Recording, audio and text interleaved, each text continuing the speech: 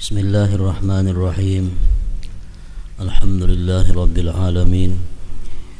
Wassalatu wassalamu ala asyrafil anbiya wal mursalin sayyidina wa habibina Muhammadin wa ala alihi wa sahbihi wa tabi'in wa tabi'it tabi'in wa man tabi'ahum bi ihsanin ila yaumiddin. Qala al-musannif al-imam al-hujjah Abu Hamid Al-Ghazali rahimahullah wa nafa'ana bi ulumih. Penjelasan tentang perincian sesuatu yang seyogianya untuk dihadirkan di dalam hati pada setiap rukun dan syarat dari amal-amal salat. Penjelasan tentang perincian sesuatu yang seyogianya, semestinya untuk dihadirkan di dalam hati pada setiap rukun sembahyang dan syaratnya dari amal-amal salat, baik itu yang sunat maupun yang wajib.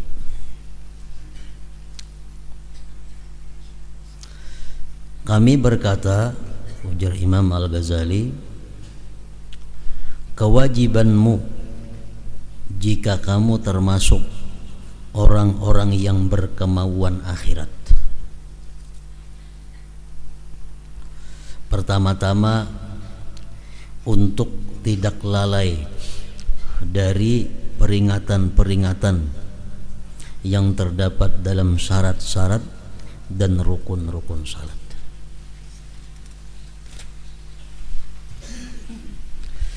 Adapun syarat-syarat yang terdahulu maka adalah azan. Azan sunat dilakukan sebelum salat. Bersuci wajib dilakukan sebelum salat. Menutup aurat wajib dilakukan sebelum salat.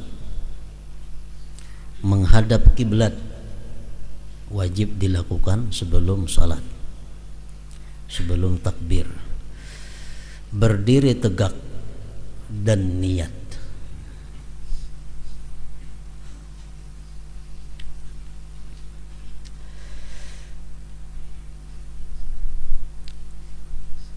Apabila kamu mendengar panggilan muazzin, secara zahir kita disuruh menjawab. Menjawab di situ artinya mengata seperti apa yang diucapkan oleh muazzin. Itu adalah zahirnya. Begitu orang azan Allahu Akbar, kita pun disuruh Allahu Akbar, Allahu Akbar, sampai seterusnya. Nah, itu adalah yang diucapkan di mulut kita.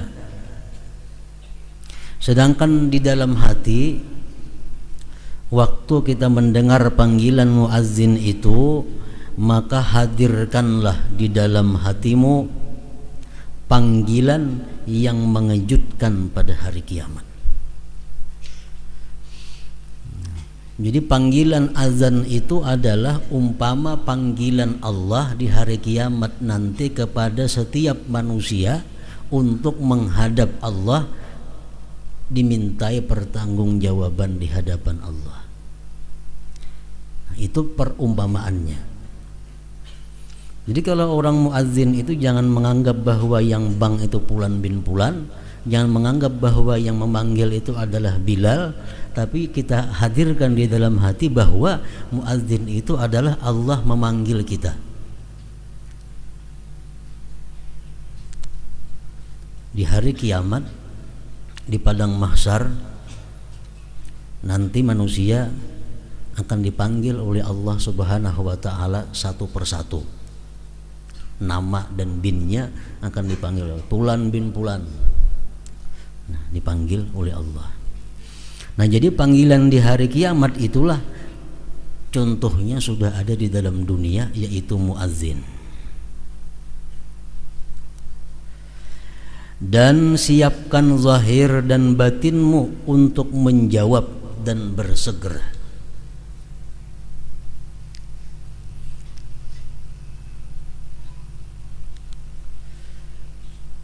Disunatkan bahwa apabila orang itu mulai azan, seluruh kegiatan apa yang kita kerjakan itu disunatkan untuk dihentikan. Walaupun kita sedang bebacaan, walaupun sedang membaca Al-Quran, walaupun sedang membaca salawat, tapi kalau orang Allahu Akbar, berhenti. Nah, sahuti dahulu orang azan itu.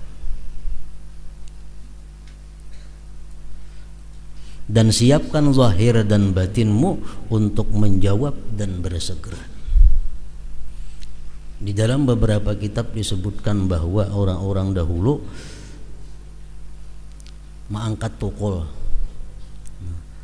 mencatuk paku, angkat sudah orang bang kada jadi memukulakan ke paku itu. Itu arti menghentikan segala kegiatan. Berarti mengangkat cangkul, orang bang kada jadi mailayakan. Nah, karena memperhatikan seruan itu muadzin tadi. Rahatan berjual beli, orang azan berhenti bebandir mengenai jual tukar, segera menjawab dan mendatangi seruan muadzin itu. Sesungguhnya orang-orang yang bersegera memenuhi panggilan ini adalah orang-orang yang dipanggil dengan lembut pada hari kiamat. Artinya kalau dalam dunia kita macam itu, orang azan kita jawab, segera datangi, hentikan segala kegiatan dunia, datangi orang azan, sembahyang berjamaah. Bila kita macam itu dalam dunia, nanti di akhirat Allah akan memanggil nama kita dengan lemah lembut. Sesungguhnya orang-orang yang bersegera memenuhi panggilan ini adalah orang-orang yang dipanggil dengan lembut pada hari kiamat. Maka tampilkanlah hatimu kepada panggilan ini. Artinya lintangkan hati kita. Kalau kita mendengar orang azan, apakah hati kita senang atau kada? Bila kita mendengar orang azan hati kita senang, maka kayaknya di akhirat Allah panggil nama kita dengan senang mendatangi Allah. Kalau dalam dunia kita mendengar orang azan, kita sedih, kita merasa terganggu, nah, di akhirat pun nanti kita akan takut menghadap Allah Subhanahu wa ta'ala. Maka tampilkanlah hatimu kepada panggilan ini. Jika kamu mendapatkannya penuh dengan kegembiraan, kesenangan, dan penuh dengan kegemaran untuk bersegera, maka ketahuilah bahwasanya panggilan itu membawa kabar gembira dan kebahagiaan pada hari pengadilan, pada hari kiamat nantinya. Nah, jadi itulah tolok ukur dunia dengan akhirat. Jadi apa-apa pekerjaan kita di dalam dunia ini bisa diulah contoh, bisa diulah bandingan kayak apa nasib kita di akhirat. Apakah kita di akhirat kayaknya di padang mahsyar itu nyaman? Apakah kita di padang mahsyar itu kesusahan? Itu bisa kita bandingkan dengan ibadah kepada Allah di malam hari. Kalau kita beribadah di malam hari itu kita gelisah, kita beribadah di malam hari itu susah, di padang mahsyar nanti kita kada jauh pada itu, susah. Kalau kita beribadah siang kah atau apalagi tengah malam kah dengan nyaman, dengan tenang, itulah nanti nasib kita di padang mahsyar, nyaman dan tenang. Sembahyang pun demikian. Orang yang sembahyangnya tenang, orang yang sembahyangnya lezat, orang yang sembahyangnya nyaman, itu pertanda bahwa nantinya dia di hadapan Allah bersikap tenang, nyaman, nikmat. Kalau sembahyangnya orang ini kada senang, sembahyangnya panat, sembahyangnya uyuh, nah ini isyarat bahwa nanti orang ini di hadapan Allah pun merasakan demikian. Nah itu gambarannya.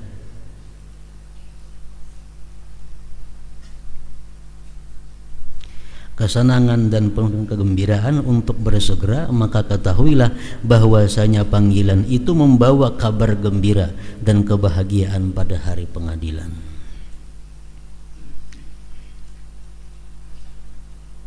Nah, jadi dengan demikian disimpulkan bahwa dua perkara. Pertama, sembahyang di awal waktu, yang kedua sembahyang berjamaah. Itu intinya.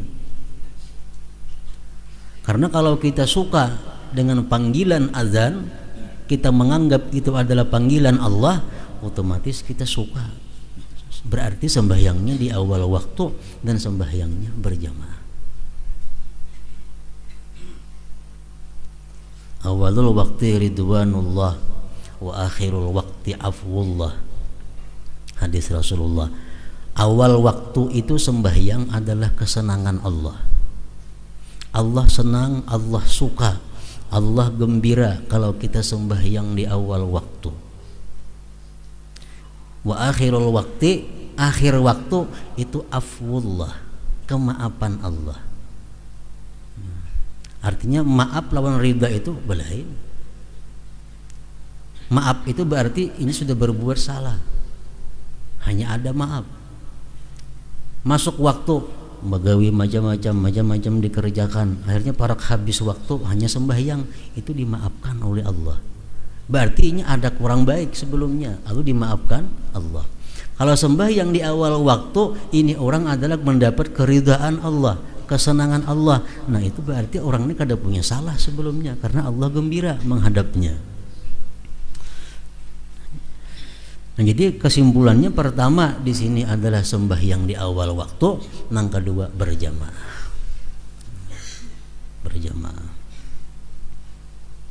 Berjamaah di dalam dunia itu pun sama gambarannya berjamaah di akhirat. Di akhirat tuh kada ada surangan-surangan, berjamaah juga. Orang nang baik ada jamaahnya, orang nang kada baik ada jamaahnya.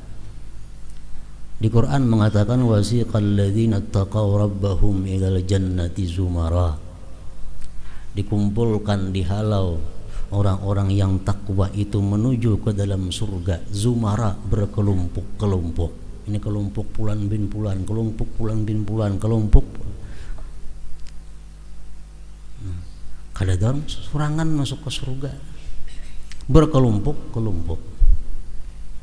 Sambungan ayat lagi di bawahnya wasiqal ladzina kafaru ila jahannama zumara. Orang kafir pun dihalau ke dalam neraka itu, kepada jahanam itu berkelompok-kelompok juga. Ini kelompok orang kafir si anu, ini kelompok orang ini, samuan berkelompok.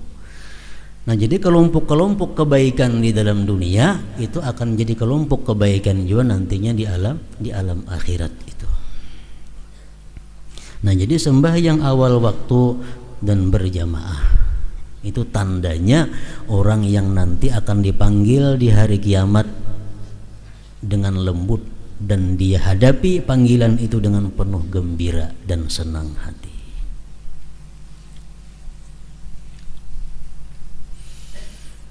Ada sebagian manusia mendengar orang bang asa nyaman.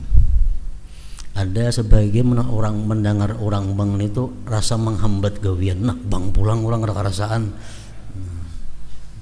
Untung lagi sebuting bang pulang asar. Nah, asa dianggap orang bang itu menghalangi pekerjaan. Nah, orang yang bersifat macam itu, bercara macam itu, kayaknya dipanggil Allah di akhirat pulan bin pulan, dia takut menghadap Allah. Kedua nih menghadap Allah. Akhirnya ditarik, dipaksa untuk menghadap Allah. Karena mulai dalam dunia kada suka dengan panggilan muazzin tadi. Oleh karena itu Rasulullah sallallahu alaihi wasallam bersabda, "Arihna ya Bilal." Artinya senangkanlah kami hai Bilal. Jadi Nabi kita menyuruh Bilal azan dengan kalimat lapangkan kami hai Bilal. Jadi Rasulullah menganggap bahwa sembahyang itu merupakan sesuatu kelapangan. Sembahyang merupakan sesuatu istirahat yang membawa kepada kelapangan. Jadi misal Nabi kita dudukan dengan para sahabat-sahabatnya, sampai waktu salat bangnya Nabi lawan Bilal, kadang jam itu sih dia arehna ya Bilal. Senangkan kami hai Bilal. Artinya menyuruh sembahyang Nabi itu, menyuruh bang artinya.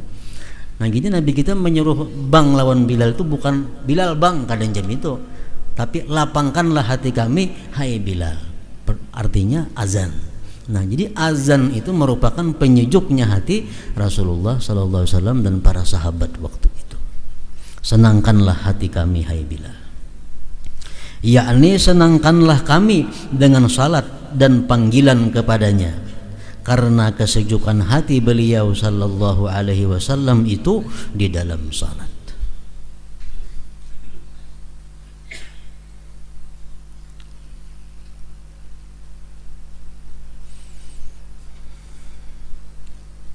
Jadi macam-macam manusia cara menenangkan hati. Ada orang nang pikiran pina daur, pikiran pina sumpak, bawa sembahyang lapang. Ada manusia nang bila pikiran sumpak, pikiran bawa mendengar pengajian, berzikir lapang. Ada orang nang pikiran pina sumpak, mendengar orang mengaji Al-Quran lapang. Ada orang nang pikiran sumpak, mendengar musik lapang.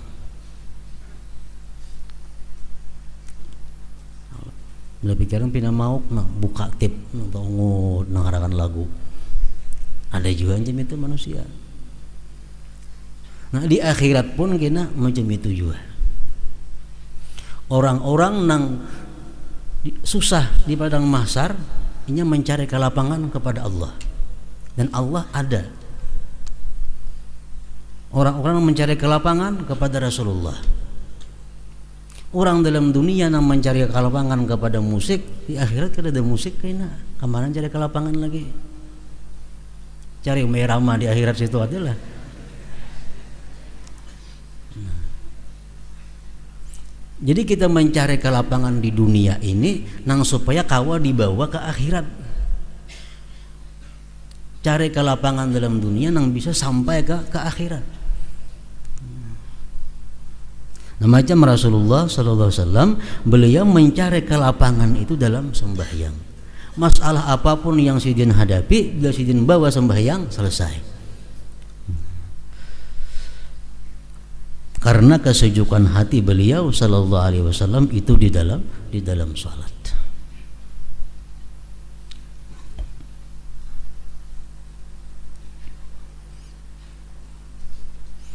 Pikiran rasa sumpak, pikiran rasa kalut, baca kitab manakib para wali, baca manakib para wali, baca manakib Faqih Muqaddam, oh sejarah Sidin Jamini, baca manakib Syekh Abdul Qadir Al-Jilani, oh manakib Sidin Jamini. Nah di akhirat pun kalau kita cari ada mereka itu, karena mereka nanti di akhirat termasuk orang-orang yang akan memberikan syafaat. Nah itu yang dicari.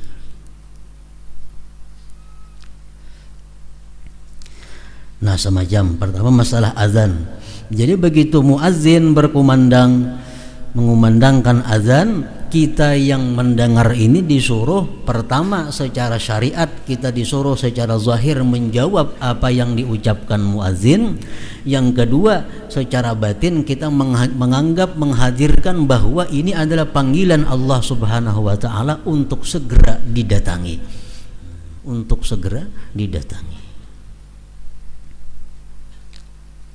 Azan yang pertama.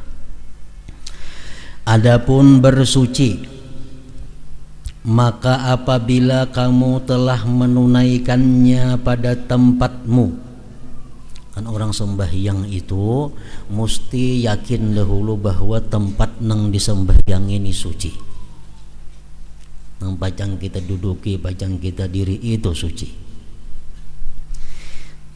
Pada tempatmu, tempat yaitu wadahmu yang jauh.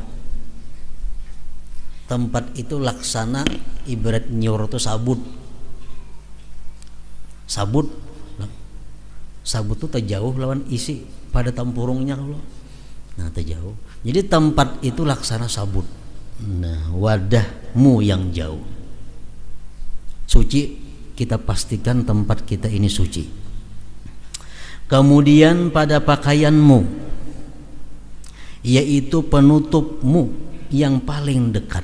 Pakaian ini penutup taparak di awak kita pada tempat pakaian ini. Nah, pakaian pun sudah kita pastikan juga suci daripada najis. Kemudian pada kulitmu, tubuhmu dari kepala sampai batis, kulit-kulit kita pastikan suci. Kemudian pada kulitmu, yaitu kulitmu yang paling dekat, maka janganlah kamu lupa terhadap isimu, itulah zatmu, yaitu hatimu. Kalau tempurung sabut sudah kita pastikan suci, tempurungnya kita pastikan suci, jangan lupa kita mensucikan nyiur di dalamnya. Nyiurnya pun mesti suci juga. Itulah zatmu, yaitu hatimu. Bersungguh-sungguhlah, maka bersungguh-sungguhlah untuk membersihkannya dengan tobat. Kalau membersihkan najis dengan banyu, membersihkan hadas dengan air atau debu, tayamum. Sedangkan membersihkan kotoran dalam hatimu adalah dengan tobat dan menyesal atas sesuatu yang kamu lalaikan,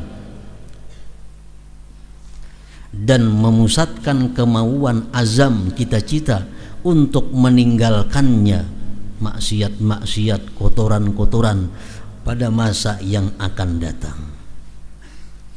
Maka sucikanlah batinmu dengan tobat itu, karena sesungguhnya batin itu adalah tempat pandangan zat yang kamu sembah.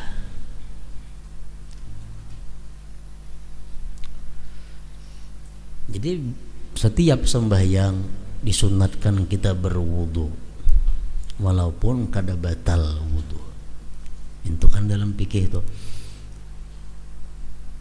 Maghrib baudu, walaupun kada batal isya sunat baudu, namun banyunya ada, artinya tempatnya memungkinkan. Kenapa sebabnya? Karena dengan berwudu itu kita bisa mensucikan diri kita daripada hadas, dan kita bisa mensucikan batin kita daripada dosa, asal kita mengerti bisa baudu zahir dan batin. Bisa berwudu secara ilmu fikih dan bisa kita berwudu secara ilmu tasawuf, sehingga kita tuntung berwudu, kita suci daripada hadas dan suci daripada dosa. Nah, hanyar kita bawa sembahyang.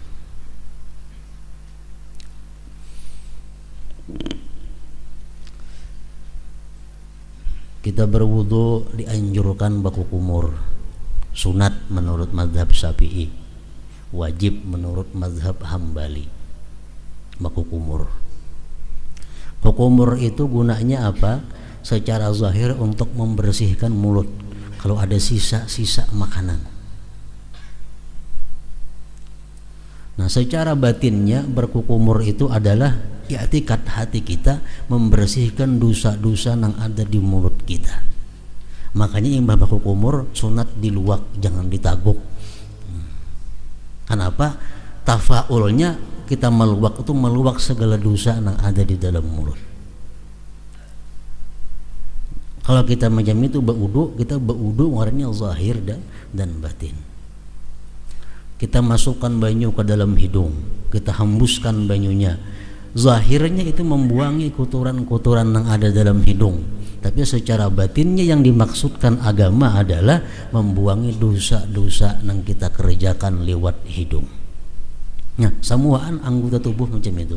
Kita membasuh muha, ujar Nabi kita, seiring gugurnya banyu, guguran juga dosa-dosa yang ada di muha kita. Kita membasuh tangan, seiring gugurnya banyu di tangan itu, guguran juga dosa-dosa kita.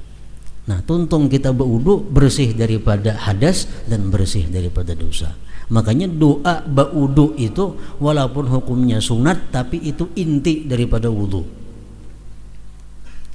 Jangan sekali-sekali meninggalkan doa sesudah berwudu itu, karena itulah inti daripada wudu yang batin.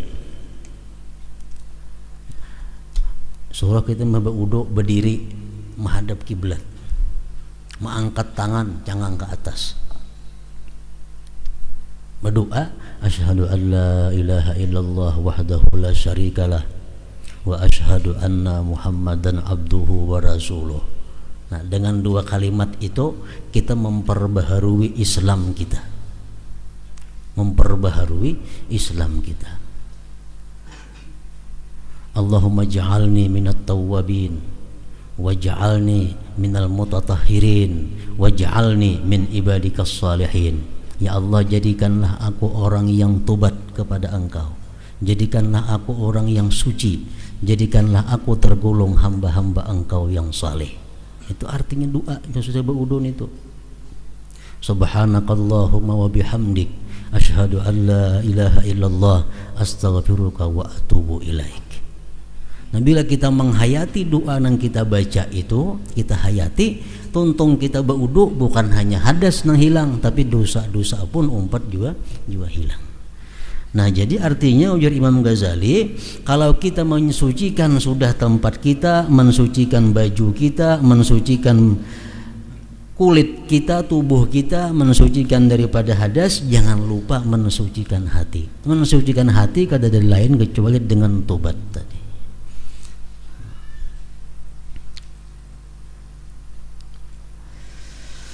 Kemudian ada pun menutup aurat berpakaian, hendak sembahyang menutup aurat berpakaian.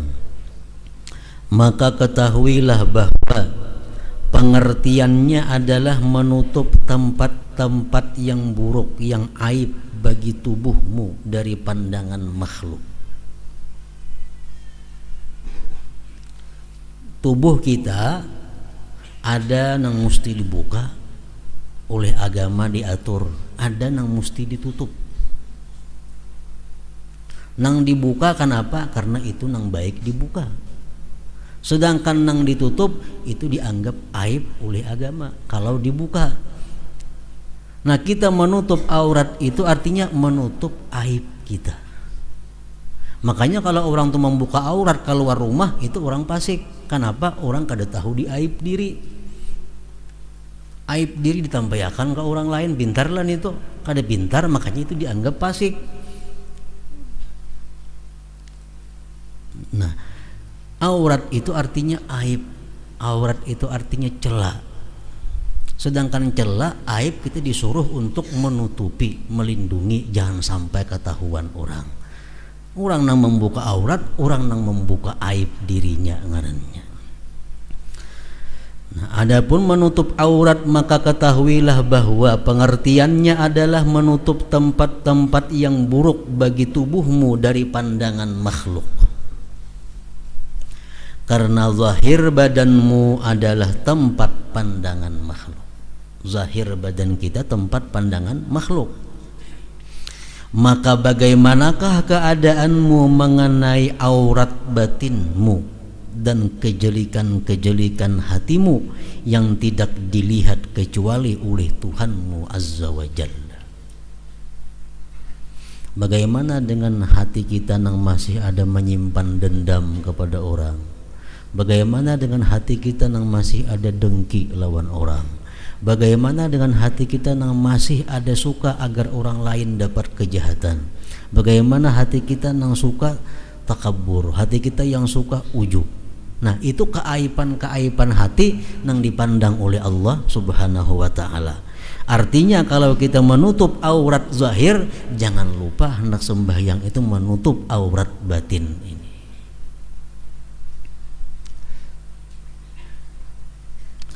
Maka hadirkanlah kejelikan-kejelikan hatimu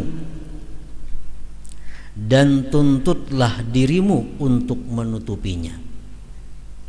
Di waktu kita menutup aurat, hati kita disuruh untuk menutupi juga aib yang ada dalam hati.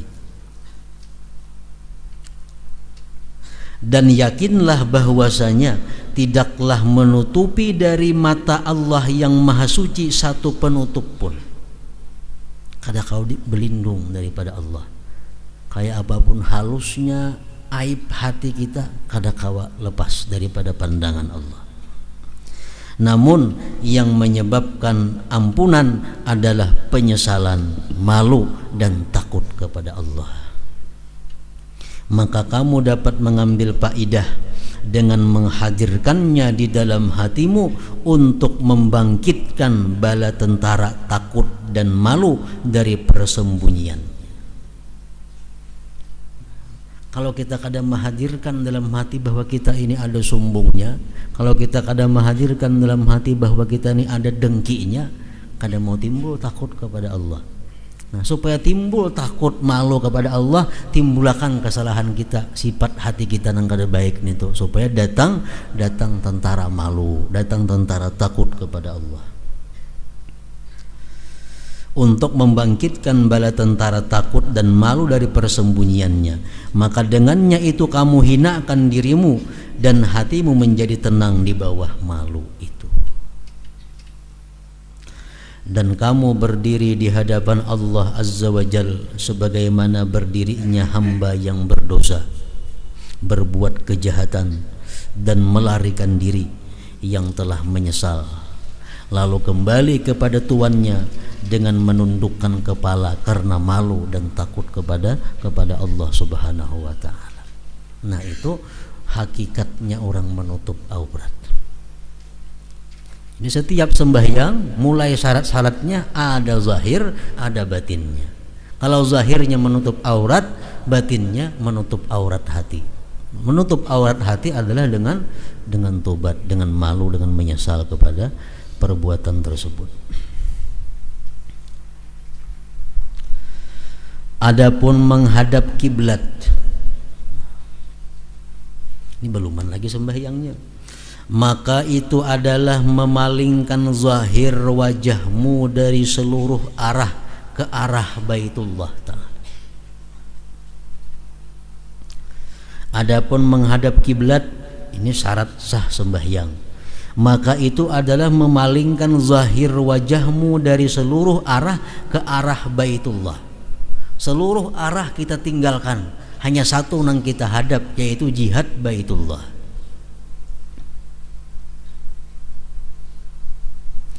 Apakah kamu berpendapat bahwa memalingkan hati dari seluruh urusan kepada urusan Allah Azza wa Jal tidak dituntut daripadamu? Jauhlah. Artinya Icam mengira awak saja kalau disuruh menghadap kiblat, hati kada disuruh menghadap Allah. Kiblat tu awak saja kalau disuruh, hati kada. Nah, pendapat itu jauh. Artinya kita disuruh menghadap kiblat itu adalah simbol supaya hati kita bisa menghadap sahibul kiblat, yang punya kiblat. Nah, itu tujuannya.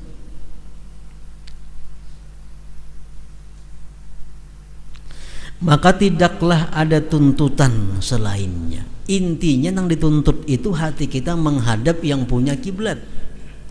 Itu intinya. Gerakan-gerakan zahir ini adalah menggerakkan batin. Gerakan zahir, kenapa kita disuruh semuaan supaya menghadap Ka'bah? Supaya hati kita tergerak jo menghadap kepada ampunnya Ka'bah. Mengekang anggota-anggota badan dan menenangkannya dengan menatap di satu arah, sehingga anggota-anggota badan itu tidak melawan hati. Nah, awak sudah persis ke Baitullah, tinggal hati jangan diurus lagi. Karena apabila anggota-anggota badan itu melawan dan zalim dalam gerakan-gerakannya dan menoleh ke arah-arahnya sendiri, maka hati mengikuti dan berbalik dari wajah Allah Azza wa Jalla. Kalau sembahyang ini kita kada tentu kemana arahnya boleh aja, nah hati kita pun kemana arahnya boleh aja juga. Maka hendaknya wajah hatimu bersama wajah badanmu. Maka ketahuilah bahwasanya sebagaimana wajah itu tidak menghadap ke arah Baitullah kecuali dengan berpaling dari selainnya.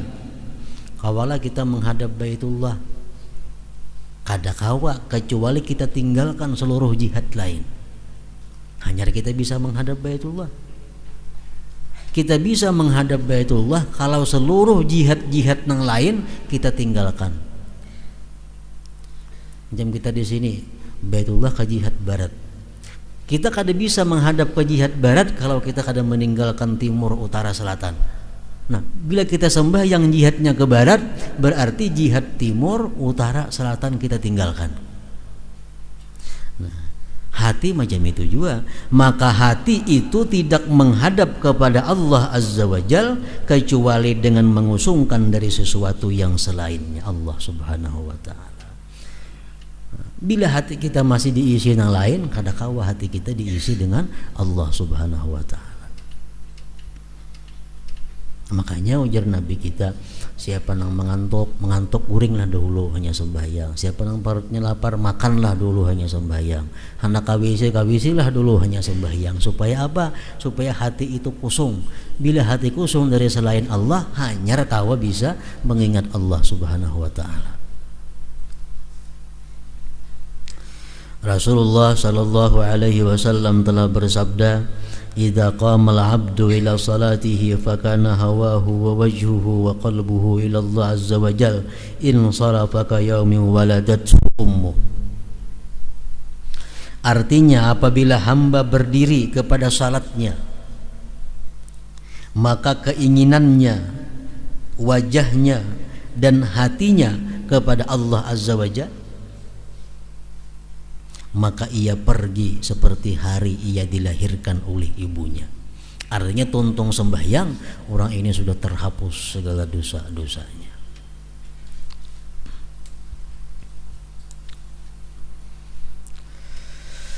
Adapun tegak dengan berdiri, maka itu adalah menggambarkan tubuh dan hati di hadapan Allah Azza wa Jalla. Kita sebelum takbir, sebelum niat sudah menghadap kiblat, berdiri tegak.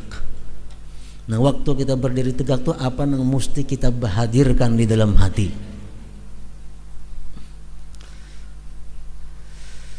Adalah menggambarkan tubuh dan hati di hadapan Allah Azza wa Jalla. Kita ini berdiri tegak di hadapan Allah Azza wa Jalla.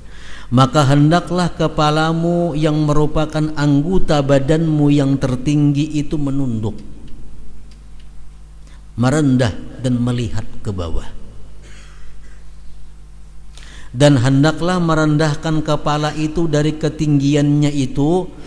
Kita kepala disuruh tunduk. Sembahyang kita berdiri tegak, tapi kepala disuruh tunduk sedikit, jangan ke bawah. Itu fikih. Tasawuf memandang ma'arti'i itu artinya apa? Mengingatkan kepada tetapnya hati pada merendahkan diri, menghinakan dan melenyapkan dari perasaan tinggi di atas dan kesombongannya. Jadi dalam menghadap sembahyang itu artinya samuan gelar-gelar nang kita ketinggian kita hilang.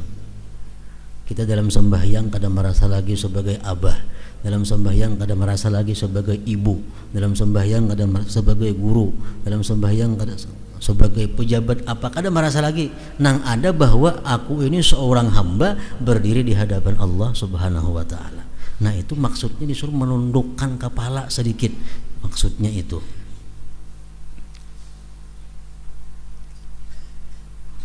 Dan melenyapkan dari perasaan tinggi di atas dan kesombongan. Dan hendaklah ingatanmu di sini adalah bahayanya berdiri di hadapan Allah Azza wa Jalla. Berdiri di hadapan Allah ini risikonya tinggi. Kalau kita beradab, kalau kita baik, kalau kita bisa membawa keberuntungan.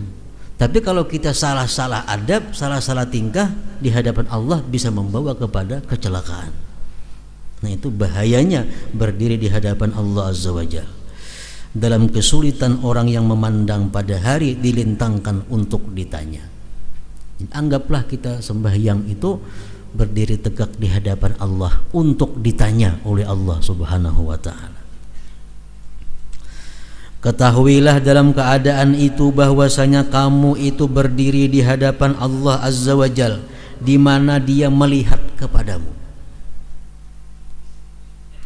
maka berdirilah di hadapannya seperti berdirimu di depan sebagian raja masa kini. Jika kamu lemah untuk mengenal ma'rifat kebesarannya. Kalau kita kadang-kadang membayangkan kebesaran Allah, kita bayangkan bahwa kayak apa andai kata kita berdiri di hadapan raja dunia. Nah, kita dipanggil menghadap raja, nah berdiri di hadapan raja. Amun kita kada bisa lagi membayangkan bahwa kita berdiri di hadapan Allah. Bahkan perkirakanlah selama berdirimu dalam salat bahwa kamu dilihat dan diawasi oleh mata yang tidak mau tidur dari seorang laki-laki saleh dari keluargamu atau orang yang senang mengetahui bahwa kamu itu baik. Mungkin kita kadang-kadang lagi merasa bahwa Allah Ta'ala itu selalu mengawasi gerak-gerik kita dalam sembahyang. Kita kadang-kadang lagi menghadirkan itu, kita hadirkan bahwa ada orang yang saleh yang memandang sembahyang kita. Itu untuk memudahkan. Kayak apa kita sembahyang misal di hadapan guru kita, tentu kita hati-hati baapi kalau tersalah. Nah, itu kalau kita kada bisa lagi sembahyang merasa di hadapan Allah Subhanahu wa taala. Macam itu contohnya.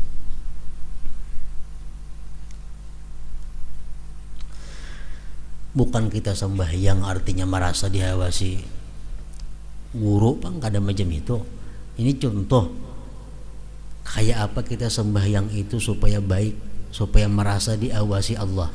Nah, kita ambil dulu bandingan kayak apa amun kita sembahyang diawasi oleh guru.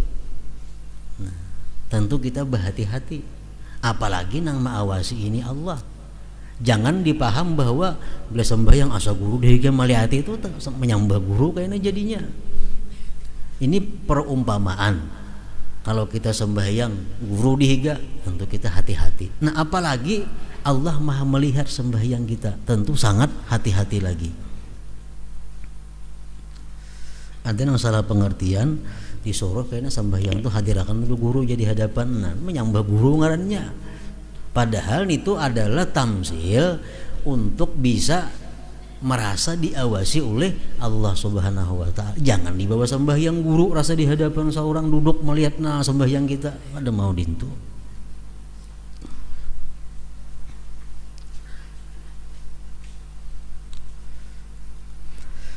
Ketika itu tenanglah pandangan-pandangan matamu, khusyuklah anggota-anggota badanmu, dan tenanglah seluruh bagianmu, karena takut orang yang lemah dan miskin itu menyebutkan kamu kurang khusyuk. Nah, kalau kita sembahyang di hadapan manusia, kita takut kepada hakannya kita kada khusyuk, lalu bagus sembahyangnya. Nah, itu kita bawa, kita gantiin Allah Ta'ala. Allah Ta'ala yang mengawasi kita, Allah Ta'ala yang mencap kita khusyuk adanya. Apabila kamu merasa dari dirimu dengan penahananmu ketika dilihat oleh seorang hamba yang miskin, kalau kita kawa di hadapan manusia kita bagus sembahyang, bila sudah merasa di hadapan Allah bebarang aja sembahyang, kalau kita macam itu maka celaklah dirimu. Celaklah dirimu dan katakanlah kepadanya, kepada diri, sesungguhnya kamu mengaku ma'rifat kepada Allah dan cinta kepadanya. Apakah kamu tidak malu karena beraninya kamu kepadanya? Serta kamu menghormati salah seorang dari hambanya, ataukah kamu takut kepada manusia dan tidak takut kepadanya Allah, padahal dia lebih berhak untuk ditakuti.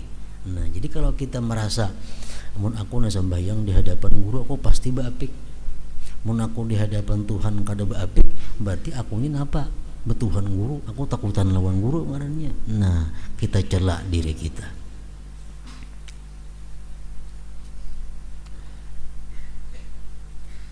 Oleh karena itu ketika Abu Hurairah bertanya, bagaimana malu kepada Allah? Rasulullah menjawab, bersabda, tastahi minhu kama tastahi minar rajulis salih min qaumik. Artinya, kamu malu kepadanya Allah sebagaimana kamu malu kepada orang yang salih dari kaummu.